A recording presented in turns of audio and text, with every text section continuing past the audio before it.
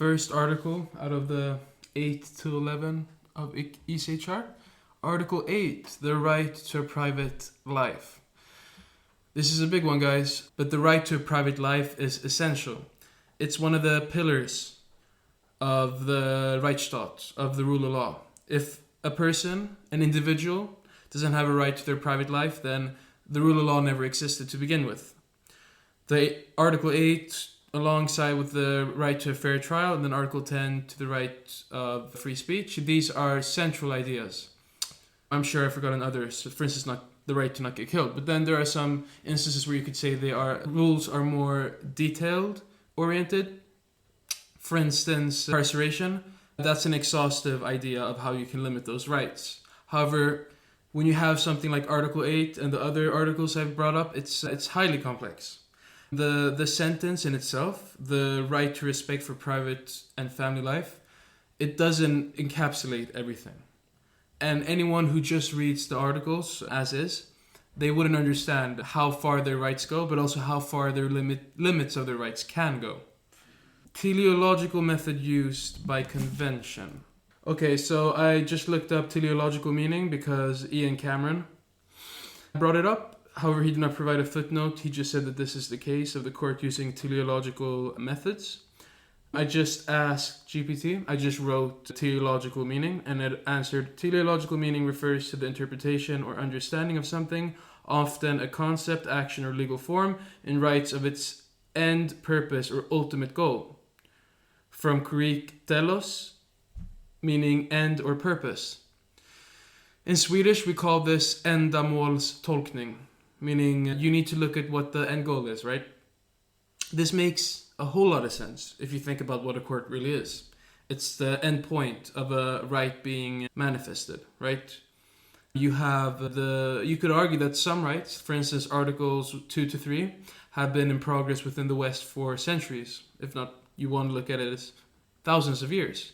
So you have that part of a right, and then you have the part of the democracy being made, and then the legislator creating the right to a life, and then you have the delegation of those that need to uphold these rights, and then you have a case of these rights being violated. So let's say in my example now, someone gets killed, right? The last step of the process is going to be the court. Meaning, if that's the last part of the process, that means that that's going to be the most penultimate part of understanding how that case of someone getting killed was going to be understood. And that makes teleological method very powerful within the idea of what a court should be. That's why if you're a Swedish student, you're going to hear ändamålstolkning at a constant. This goes back to my earlier videos of explaining filtration systems, but pretty much the teleological method is what filtrates ideas into going from having general texts or ideas, which I spoke about in my other video or my previous video. It goes from being generalized to being consequential and exact and practical. Anyways, moving on. Nordic countries plus the Netherlands versus Roman Catholic influenced states. Now, I don't know why. I'm guessing Nordic countries then includes Germany, but I don't think so. No? But I just understand like these two separations. It first of all comes down to the margin of appreciation. You're going to notice a tendency of then the Nordic countries and the Netherlands being more of the same tendency of rights compared to the Roman Catholic influenced states such as then Italy, Greece, and so on. These countries are more based upon having a larger margin of appreciation within the right of religion, for instance, manifesting it. This is what Ian wrote. This just seems to be a differentiating the Lutheran nations. Now, I'm not sure of the case of the Netherlands, but I think it's interesting that he didn't bring up Germany. If anyone from Germany or anyone qualified, it'd be cool if Ian answered, but I don't know, he doesn't have to. But why not Germany? Why not explaining it as a consequence of Luther, or Lutheranism then being sort of why this is the case? Because in my opinion, from a historical perspective, after Martin Luther came in and sort of changed the scope of religion, polarizing the Catholic Church, I would say that was, even if he didn't mean to, the first step to secularizing the Nordic countries, and then including Germany. Without him, The Holy Roman Empire probably would have had a lot longer of a span. It maybe even till today would have had a bigger meaning. But yeah, if you ask Mr. S, I would say this is a separation of churches because the West is Christian. But then it doesn't have to be, because Ian has said that it doesn't. And I'm not going to disagree with a doctorate or a professor. He knows better than me. But I'm just curious why he wouldn't bring up Germany. Moving on, there are 4 aspects of private life. Like I was saying before, the right to respect for private and family life, it's only 2 of the points. The other 2 are respect for home and respect for correspondence. Those 2 are usually combined when discussed, but they are technically 2 sovereign ideas. Okay? So, going into private life doesn't necessarily have to be private contexts. And then you have Peck v UK. I forgot what the case was exactly about, but I know that just speaking of not having to be necessarily private context, it means that you can have a private right to something within public areas, but then also your job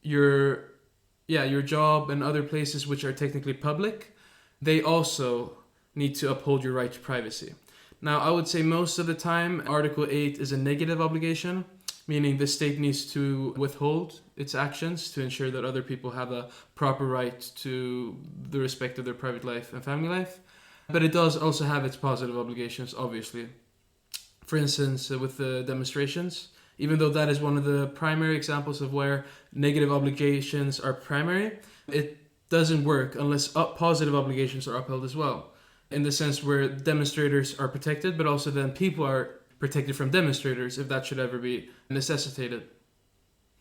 And then moving on, personal data, DNA, photos and the like, usually then gathered by states, are regulated. Now I should add the fact that these are regulations within how the state is able to control these things. Civil rights is what goes into sort of how big companies can do these things.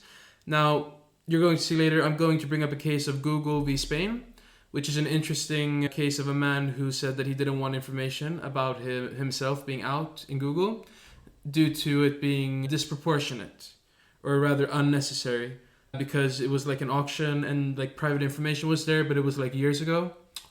And what happened was that Google, instead of being responsible, instead became a judicial person in the case, using Article 10 as their right, meaning if you have big companies in these cases, they can actually use these articles as their own right, because the convention only speaks to states, okay? It can get confusing, I know. I mean, it's weird. Why does Google have a right to speech? But it's sort of a question of a company which is that powerful sort of represents other people's right to their free speech, meaning the right to gathering information, right? But it's just good to know. When we're speaking of these things, the obligation is going to the state, okay? The same thing with anyone Swedish watching, Grundlagarna, for instance, regeringsformen. That is a body of text which is only meant to encapsulate the relationship between the state and an individual. Now that can confuse people because individuals are legally also companies, and a lot of the questions within regeringsformen, but also then the convention, indirectly speaks to how persons are protected from companies. But then at the same time, companies are also protected as if they are people. It can get very contradictory, you know?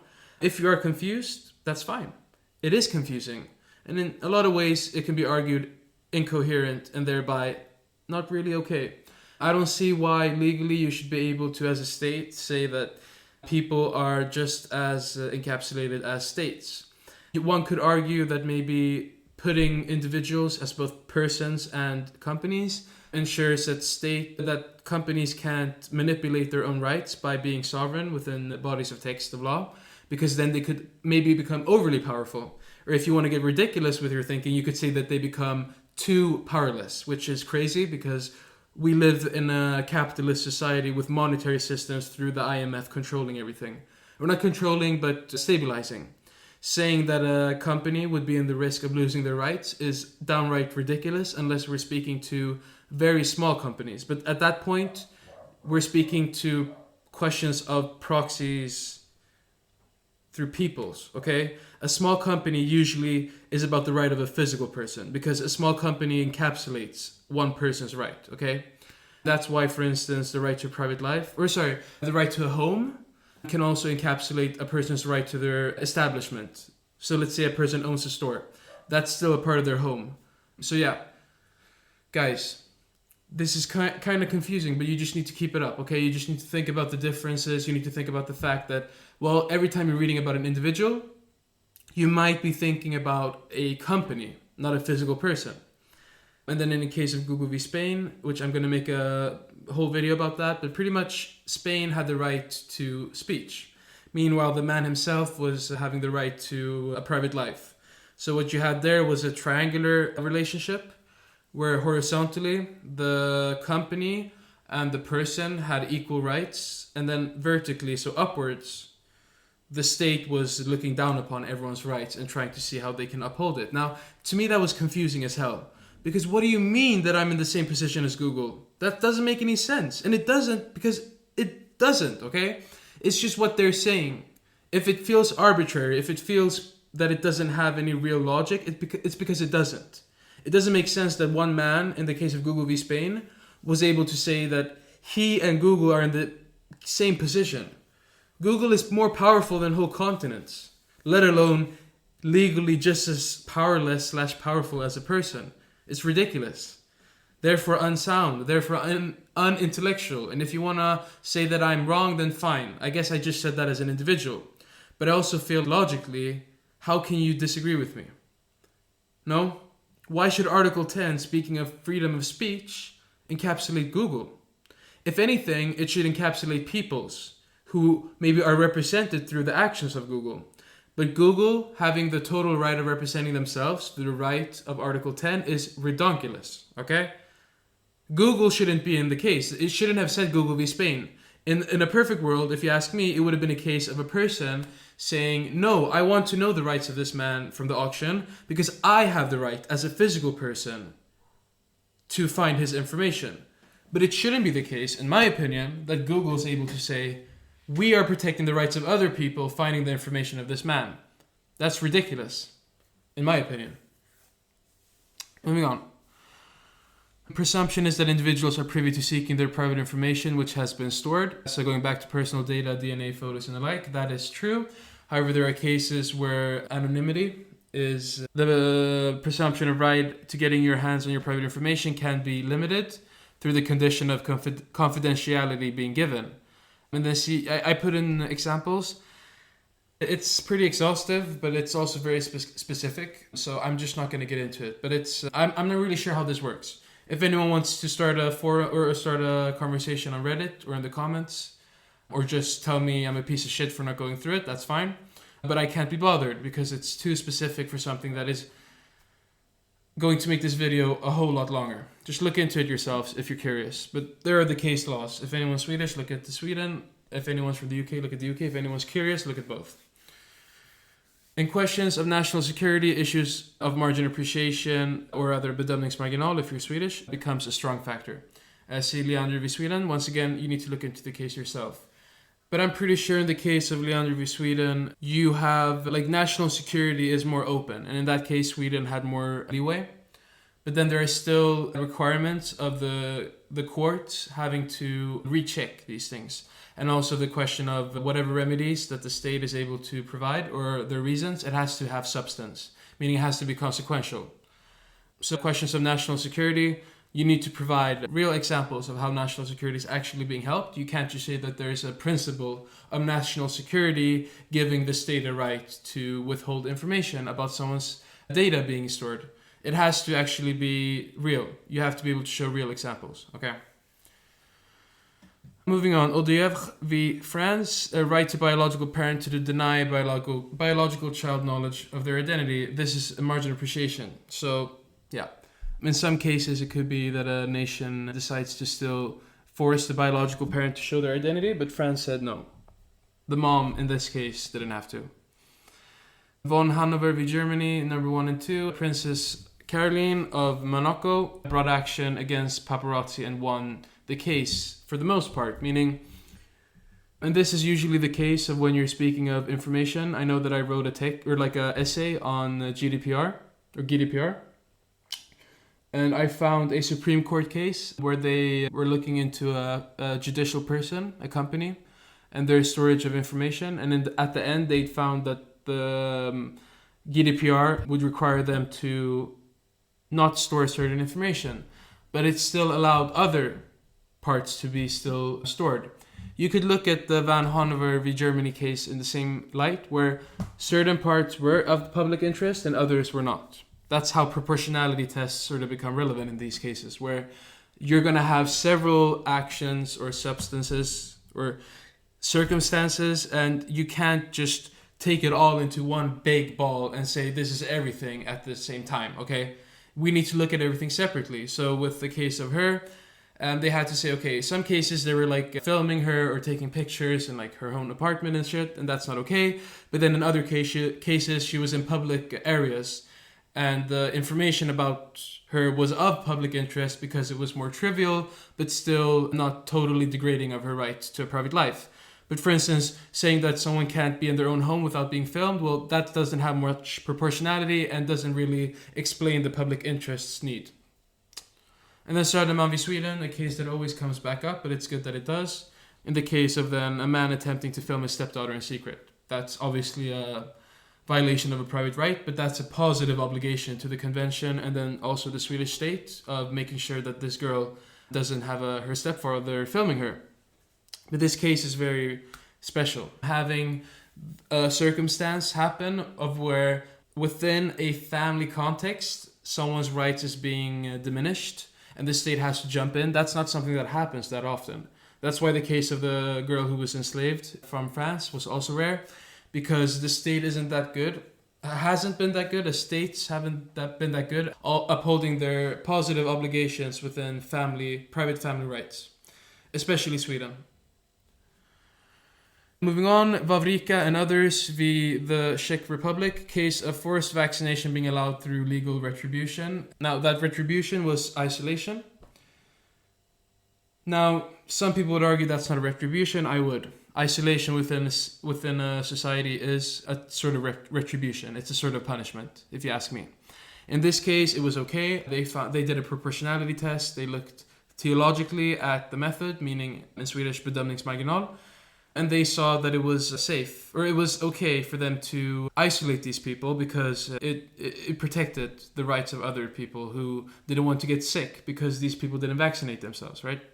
Especially because some people were of risk of becoming sick through the vaccination, meaning if a person had been unvaccinated but then they got the sickness, they could risk hurting other people who weren't able to vaccinate themselves due to prerequisites in their sickness.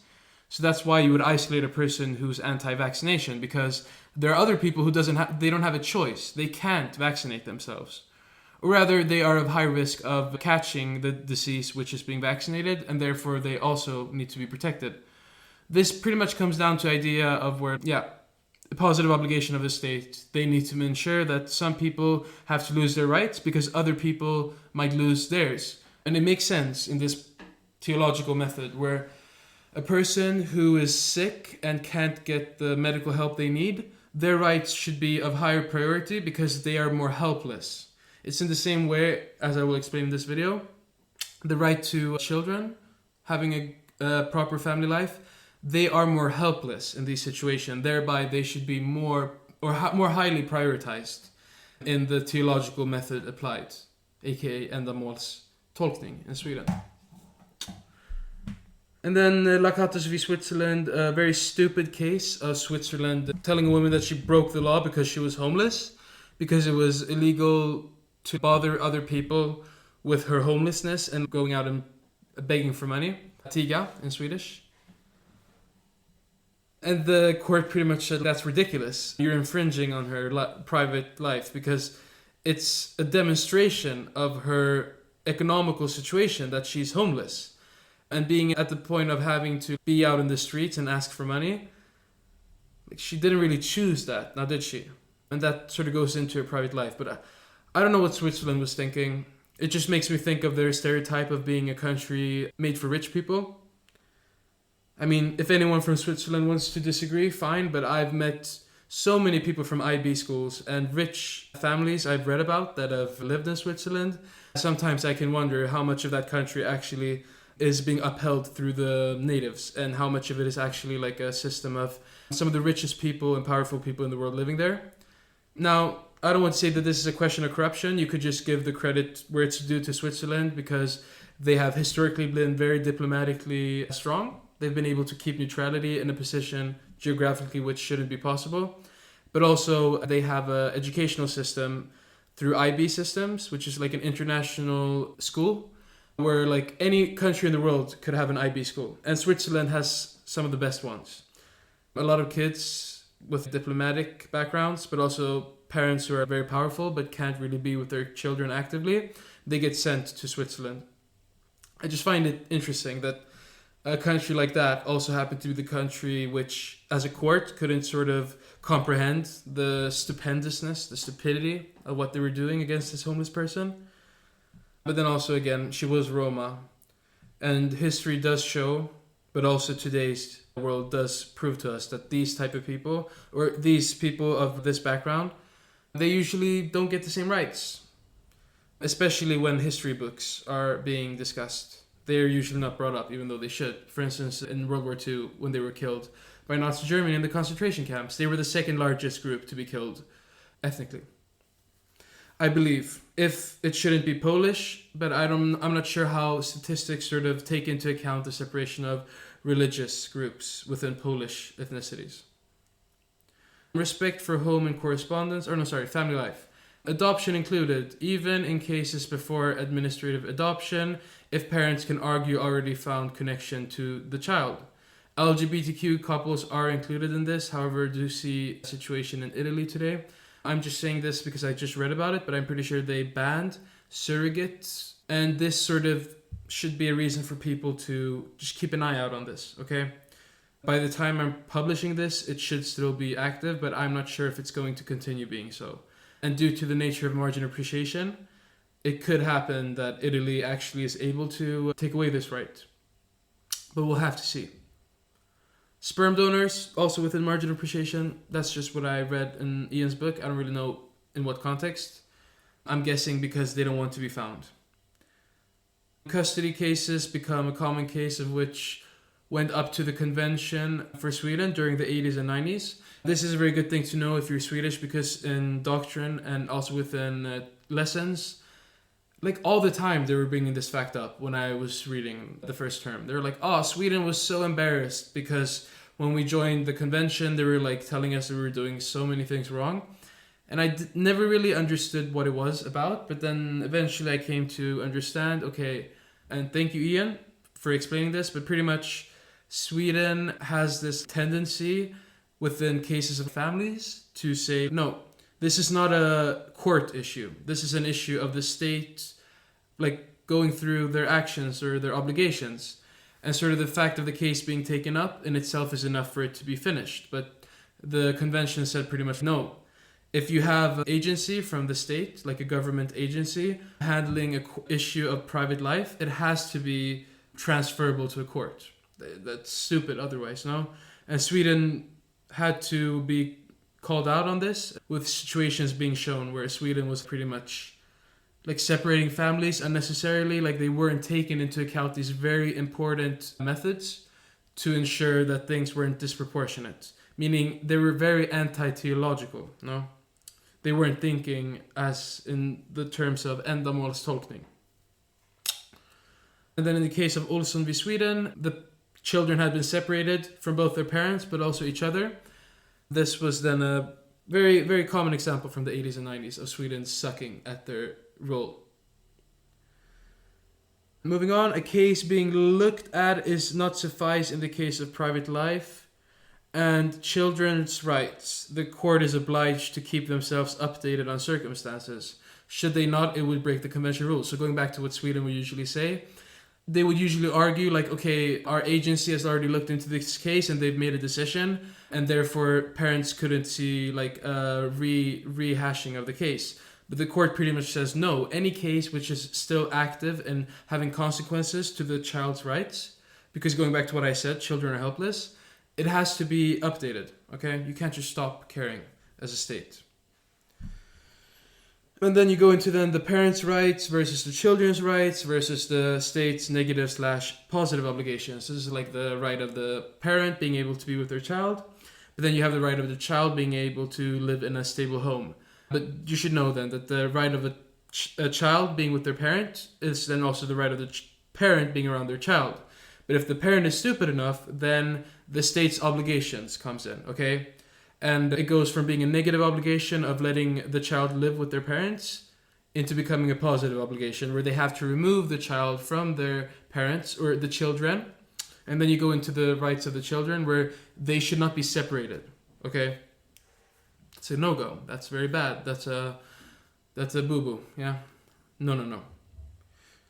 Moving on. Respect for home and correspondence. Well, as I was saying before, a home can also be a private establishment owned by a person. Positive obligations can be activated for, among other things, air pollution. Moving on, Huvig v. France. French judge was granted unlimited powers and it was considered to not be in accordance with law due to it giving away overly limitless powers. This case held a lot of potential for granting the member state margin of appreciation, but it didn't, and that's important. Now, I'm just gonna explain this step by step because people might ask themselves, how is this not in accordance with the law if it actually was in the law? Because this should be a question of this fourth step, if people remember the video before. This is a question of after understanding if it was actually within the law, these rights. But what the convention is doing here, which is very smart, is they're using the constitution of every country against themselves, okay? So even if something isn't in accordance with the law, or I'm sorry, if it is in accordance with the law, within like non-constitutional levels, since every nation is required to ratify and therefore sort of mirror the convention, it means that even if a state has the proper outlining of laws, the constitution will disallow these things, aka the convention. So like the convention could say it's not in accordance with the law, even if they're still looking at their own convention, because they'll be sure to know that each nation's constitution is equal to the convention rights. That's why Huvig v. France was a special case of France having this tendency, like for instance with their president, they like to give very strong executive powers to important people. That is something that has a historical precedent. It has reasons that totally go into the concept of margin appreciation. But it still wasn't enough. That's important to know. I'm pretty sure if you read the case, they will make a proportionality assessment and the theological application of a method, and you'll probably see them sort of looking into this and be like, is it okay? Is it not okay? I remember when I read the case, I thought at the beginning that the couple of Huvig, they didn't get anything from it, but they did. No? Anyone in the comments want to correct me? What happened there? Because I'm sure that they were still convicted of the wrongdoings, but there was sort of still a breaking of Article 8 because of how they did it. This is a good example of understanding when a law is broken. However, sometimes the way that the state was able to find that information wasn't okay. And then there are also other cases where the state secretly follows you through like signal spanning, so like your phone and your social medias or whatever, or your messages, and they have reason for suspicion. And then retroactively they find that it was okay that they did this because they found evidence. Or they could retroactively say that it was fine that they looked into your information because they had reasons to. But then it has to be within reasonable reasons, right? Huvig v. France did not have that. It had a judge be given practically infinite powers, meaning they didn't have to care about the sort of reasons for looking into a person's suspicion. They just did it anyway. So you could still argue that Huvig couple were still going to be found guilty and they were still being obvious enough where they could lose the case, but then whoever their lawyer was, or maybe themselves, were just really smart and slick. And even though they maybe won a case and didn't get much from it, and you probably shouldn't think that these people deserved to win this case, it still had an important principle of how a state still needs to follow procedure, even if it's pretty obvious that the people they're suspecting is breaking the law. Moving on. Malone v. UK. The Convention Court ruled that the UK did not have sufficient quality in their legislation, considering their discretion of potentially breaking Article 8 rights. This, formally speaking, was considered non-accordance with the law. Pretty much, it's about the idea of rule of law, where the law needs to be predictable. I need to be able to read a law today, and then if I break it in 20 years, or in 1 year, in a week, not 20 years, in a short span of time, I should be able to look back on that law, or at least at the available sources at the time, and be, okay, I was not allowed to do that. But if I'm not able to see that as a fact, then that's on the state. And then Class v Germany, strategic surveillance or bulk interception is okay. I took those quotations right out of Ian's book. And then is okay because quasi-judicial authorization and foresight. If I've understood correctly, quasi-judicial means that it's very big. And it's sort of outside of national courts. It's non-reliant on national courts or national governments. Anyone who wants to correct me, please do. I'm not going to sit here and pretend like I know this part very well. I just know that this sort of goes into the idea of how do you make sure that people aren't being secretively followed and listened to in cases of national security. Like how can we know that someone's being secretly followed? Because you can't secretly follow someone and at the same time inform them. And maybe you can't either inform them retroactively. Then there's also the idea of, I don't know if the chilling effect works here, but it could have it in the same sense of how it describes something. It could have a chilling effect on the state where they know that if they inform a person of the fact that they've been surveilled after finding out that they didn't do anything wrong, could make them placed under risk of being brought to court. Now, this perspective assumes corruptive thinking from a state, but you could also see it as a logical way of thinking as a monetary system, meaning a state, a taxating system. You don't want to let people have these opportunities because they're going to drain a lot of money and time out of the system, okay? If I misunderstood anything on this part, please, anyone correct me. And then anyways, guys, if I messed any part up, just correct me in the comments or in the Reddit. It's so exhaustive, and I need these videos to remain effective, and it's not going to be effective if I force you guys to watch like 1.5 hours.